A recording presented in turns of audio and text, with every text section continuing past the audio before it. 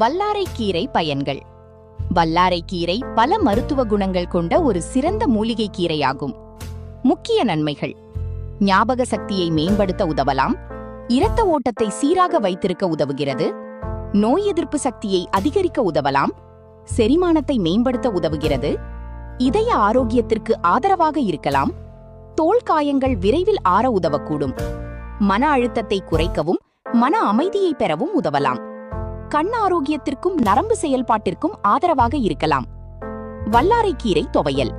தேவையான பொருட்கள்: வல்லாரைக்கீரை 1 கப், துருவிய தேங்காய் 1 கப், உளுந்து 1 டீஸ்பூன், கடலைப்பருப்பு 1 டீஸ்பூன், பூண்டு 2 பல், காய்ந்த மிளகாய் 2, புளி சிறிய துண்டு, உப்பு தேவையான அளவு, எண்ணெய் 1 டீஸ்பூன்.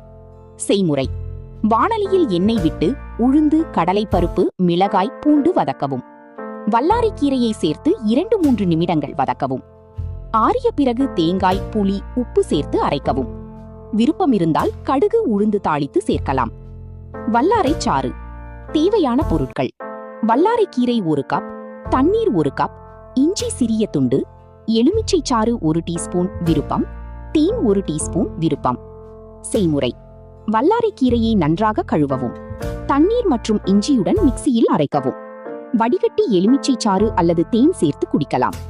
குறிப்பு: காலையில் வாரத்திற்கு 2-3 முறை குடிப்பது போதுமானது. வல்லாரைக்கீரை பருப்பு கூட்டு. தேவையான பொருட்கள்: வல்லாரைக்கீரை 2 கப், பாசிப்பருப்பு அல்லது துவரம் பருப்பு 1/2 கப், சின்ன வெங்காயம் 5, பூண்டு 3 பல், மஞ்சள் தூள் 1/4 டீஸ்பூன், உப்பு தேவையான அளவு.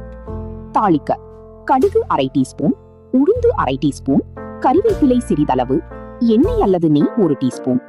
செய்முறை: பருப்பை மஞ்சள் தூளுடன் வேக வைக்கவும். வல்லாரைக்கீரை, வெங்காயம், பூண்டு சேர்த்து வெண்மையாக வேகவிடவும். வேகிய பருப்பை சேர்த்து உப்பு போட்டு 5 நிமிடங்கள் கொதிக்க விடவும். கடுகு, உளுந்து, கறிவேப்பிலை தாளித்து சேர்த்து பரிமாறவும். இந்த 3 வகைகளிலும் துவையல் மற்றும் பருப்பு கூட்டு சத்தானவை. சாறு உடனடி சத்துக்களை பெற உதவும். அளவோடு பயன்படுத்தினால் நல்ல பலன்களை தரும்.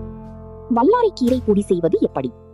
தேவையான பொருட்கள்: வல்லாரைக்கீரை 2 கட்டு, சீரகம் 2 டீஸ்பூன், மிளகு 1 டீஸ்பூன், பூண்டு விருப்பம் 4 பல், உப்பு தேவையான அளவு. செய்முறை: வல்லாரைக்கீரையை நன்றாக கழுவி நிழலில் முழுமையாக உலர்த்தவும். சீரகம், மிளகை லேசாக வறுக்கவும். உலர்ந்த கீரையையும் லேசாக வறுக்கவும். அனைத்தையும் ஒன்றாக சேர்த்து மிக்சியில் நன்றாக பொடியாக அரைக்கவும். காற்று புகாத கண்ணாடி அல்லது ஸ்டீல் டப்பாவில் சேமிக்கவும்.